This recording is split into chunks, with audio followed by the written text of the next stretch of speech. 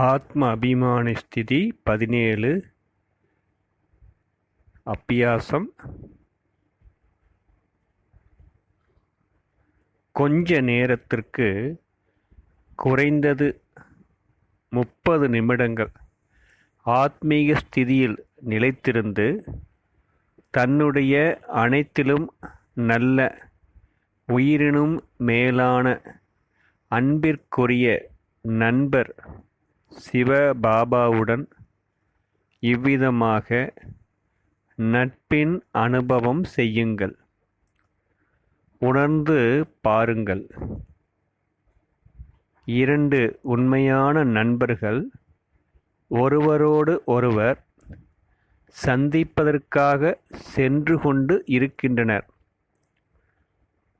ஒன்று நான், மற்றொன்று இன்னொருவர். என்னுடைய நண்பராகிய பகவான். இருவருக்கும் ஒருவர் மற்றவர் மீதுள்ள அன்பு, சிநேகம் வர்ணிக்க இயலாது. அனுபவம் செய்யுங்கள். இந்த நட்பு 1000 உறவுகளின் அன்பை விடவும் உயர்ந்தது. கற்பனை செய்து பாருங்கள். நீங்கள் அநேக ஜென்மங்களாக தீய சேர்க்கையில் சிக்கி ராவணனின் சங்க தோஷத்தின் காரணத்தால் அனைத்தையும் இழந்து முற்றிலும் ஏழையாகி விட்டிருந்தீர்கள். ஆனால் இப்போது உங்களுடைய அவிநாசி பிரிய நண்பர் பகவான் விசேஷமாக உங்களோடு சந்திப்பதற்காக மதுபனில் வந்துள்ளார். உங்கள் நண்பர் எதற்காக வந்துள்ளார் என்பது உங்களுக்கு தெரியுமா? உங்கள் நண்பர் உங்களுக்காக விசேஷ பரிசு ரூபத்தில் உள்ளங்கையில் சொர்க்கத்தை கொண்டு வந்துள்ளார். உணர்ந்து பாருங்கள். உங்கள் மனம் இதை வெளிப்படுத்தி கொண்டு உள்ளது. ஓ, என்னுடைய பிரிய நண்பர் வந்துவிட்டார், என்னோடு சந்திப்பதற்காக வந்துவிட்டார். அனுபவம் செய்யுங்கள். உள்ளுக்குள் அவரோடு சந்திப்பதற்கான பேராசை விழித்தெழுந்து கொண்டுள்ளது. உங்கள் மனம் தன்னுடைய பெரிய நண்பரை சந்திப்பதற்காக அவசரப்பட்டு கொண்டிருக்கிறது. நீங்கள் உடனே இந்த ரதத்தை விட்டுவிட்டு மதுபன் பாண்டவ பவன் பக்கமாக பறந்து செல்லுங்கள்.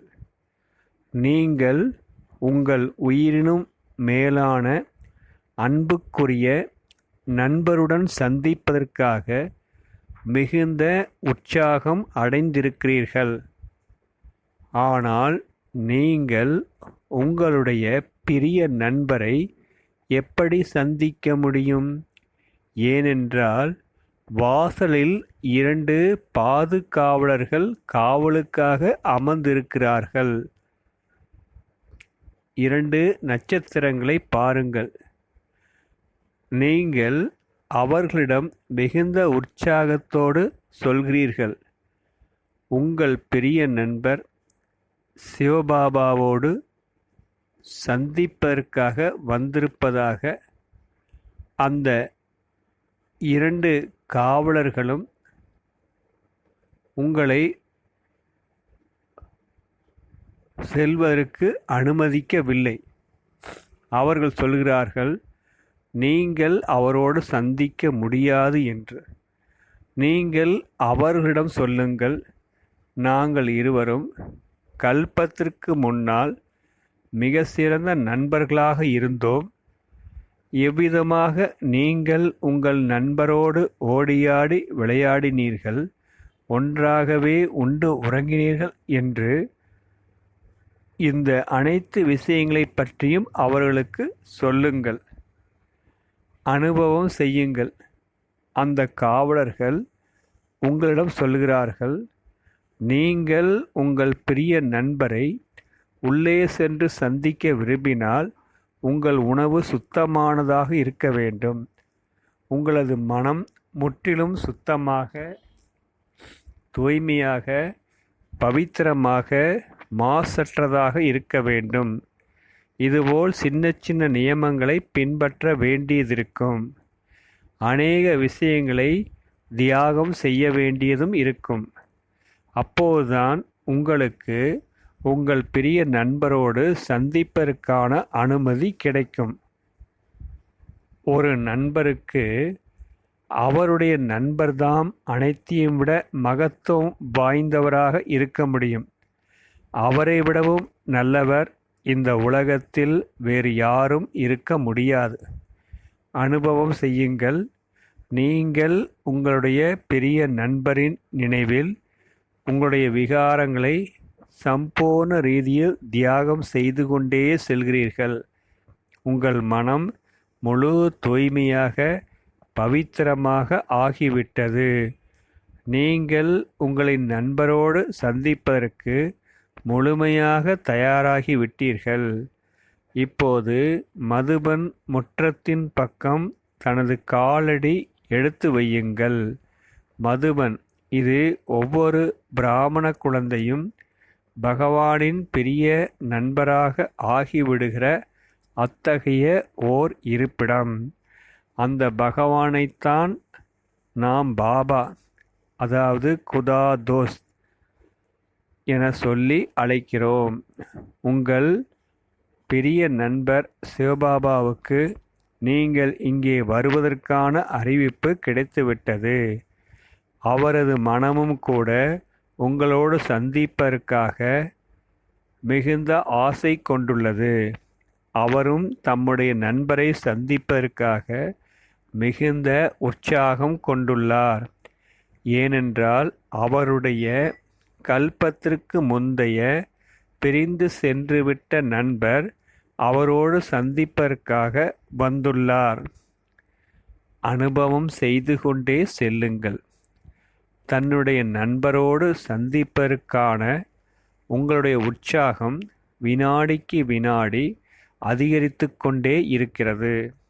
பாருங்கள், உங்கள் பெரிய நண்பர், உங்களுடைய குதா தோஸ்த் உங்களோடு சந்திப்பதற்காக தம்முடைய கைகளை விரித்து பரப்பி வெறும் காலால் ஓடோடி வருகிறார்.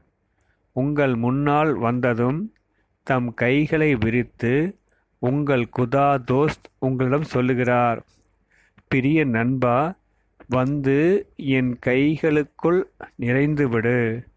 கடைசியில் அந்த சுப நேரம் வந்துவிட்டது.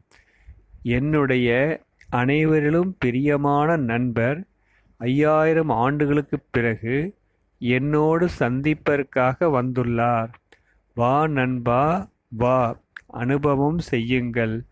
என்னுடைய பெரிய குதா தோஸ்த் என சொல்லிக்கொண்டு நீங்கள் அவருடைய கைகளுக்குள் நிறைந்து விடுகிறீர்கள். மேலும் ஒருவர் மற்றவரோடு சந்தித்தவாறே தங்களின் ஆழமான அன்பை வெளிப்படுத்துகிறீர்கள். இந்த சமயத்தில் உருவாகும் அன்பை வார்த்தைகளால் வர்ணிக்கவே முடியாது. இப்போது அனுபவம் செய்யுங்கள். நீங்கள் இருவரும் மதுபன் முற்றத்தில் உலவிக்கொண்டே தோட்டத்துக்கு போய் சேர்கிறீர்கள். நீங்கள் அவருடைய மடியில் தலை வைத்து மிகுந்த ஆனந்தம், உற்சாகம், குஷி மற்றும் சுகத்தை அனுபவம் செய்கிறீர்கள். சில கணங்களுக்குப் பிறகு உங்களுடைய குதா தோஸ்த் உங்களது மடியில் தலை வைத்து தூங்கி விடுகிறார்.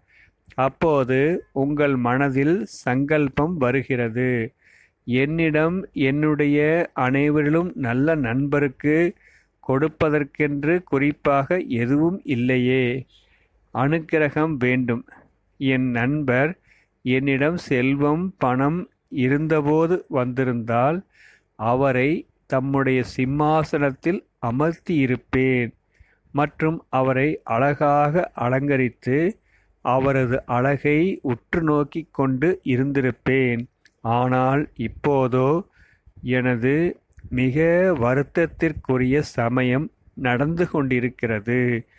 ஆனால் பிறகும் கூட எனது மனம் சொல்கிறது, இவர்தாம் என்னுடைய உண்மையான நண்பர். ஏனென்றால் ஓர் உண்மையான நண்பர் என்றால் அவர் இருளிலும் கஷ்டத்திலும் உதவி செய்பவராக காணப்படுவார். இதுபோல் சொல்லி உங்கள் உள்மனம் உங்களை ஆசுவாசப்படுத்துகிறது. அப்போது உங்கள் நண்பர் எழுந்து விடுகிறார் மற்றும் உங்களிடம் கேட்கிறார், உங்களிடம் அவருக்கு கொடுப்பதற்காக ஏதேனும் உள்ளதா? சோழி போன்றது. அதை நீங்கள் அவருக்கு கொடுத்து விடுங்கள். எந்த விதமாக? பக்தர் சுதாமாவின் 2 கைப்பிடி அரிசியை ஸ்ரீகிருஷ்ணர் அவரிடமிருந்து கைப்பற்றி மிகுந்த அன்போடு ஸ்வீகாரம் செய்து கொண்டார். அதே விதமாக உங்கள் குதா தோஸ்த் கூட உங்களிடம் ஆசை வைக்கிறார், நீங்களும் அவருக்கு ஏதாவது கொடுப்பீர்கள் என்று. இப்போது உங்கள் குதா தோஸ்த் உங்களிடம் எப்படி சொல்லிக் கொண்டிருக்கிறாரோ அதுபோல் நீங்களும் உள்ளுக்குள் இந்த பாவனையை உருவாக்குங்கள். பாவனையின் பசியில் நான் இருக்கிறேன். பாவனைதான் சாரம். பாவனையோடு யார் என்னை நினைவு கூறுகிறார்களோ அவர்களது துன்பம் விலகும். பிறகு இந்த பாவனையை தனக்குள் இறக்கிக் கொள்ளுங்கள் மற்றும் உங்களின் பிரிய நண்பர் குதா தோஸ்துக்கு முன்னால் தன்னிடமுள்ள அனைத்தையும் அர்ப்பணித்து விடுங்கள். இப்போது உங்கள் நண்பருடன் உங்கள் நட்பின் நினைவு சின்னமாக குஜராத் போர்பந்தரில் உள்ள சுதாமா கோவிலுக்கு செல்லுங்கள். போர்பந்தர் நகரத்தில் உங்களுக்கும் உங்கள் பிரிய நண்பருக்கும் இடையிலான நட்பின் ஸ்மிருதியை தரக்கூடிய ஓர் அழகிய சுதாமா கோவில் கட்டப்பட்டுள்ளது. நீங்கள் இருவரும் அங்கே போய் சேர்கிறீர்கள் மற்றும் ஒருவர் மற்றவரை தழுவிக்கொண்டு தங்களின் நட்பை வெளிப்படுத்தி கொண்டு மூர்த்தியை பார்க்கிறீர்கள். உங்கள் குதா தோஸ்த் உங்களிடம் சொல்லுகிறார், என்னுடைய பிரிய நண்பா, நீ என்னிடம் வைத்த அன்பின் ஞாபகார்த்த சொரூபத்தில் கோவில் கட்டி பக்தர்கள் உனக்கு பூஜை செய்கிறார்கள்.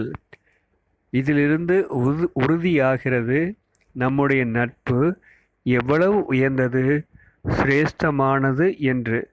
அதற்கு பதிலாக நீங்கள் உங்கள் நண்பருக்கு சொல்கிறீர்கள், அதாவது உங்களுக்கு அவருடைய மனதை விடவும் பெரிய கோவில் வேறு எதுவும் இருக்க முடியாது. உங்கள் நண்பர் உங்களிடம் சொல்லுகிறார், அவர் உங்களுக்காக சொர்க்கத்தின் பரிசை கொண்டு வந்திருப்பதாக. அப்போது நீங்கள் சொல்கிறீர்கள், குதா தோஸ்த், எனக்கு உங்களை விட பெரிய சொர்க்கம் வேறு என்ன இருக்க முடியும்? உங்கள் துணையே எனக்கு சொர்க்கத்திற்கு சமமானது.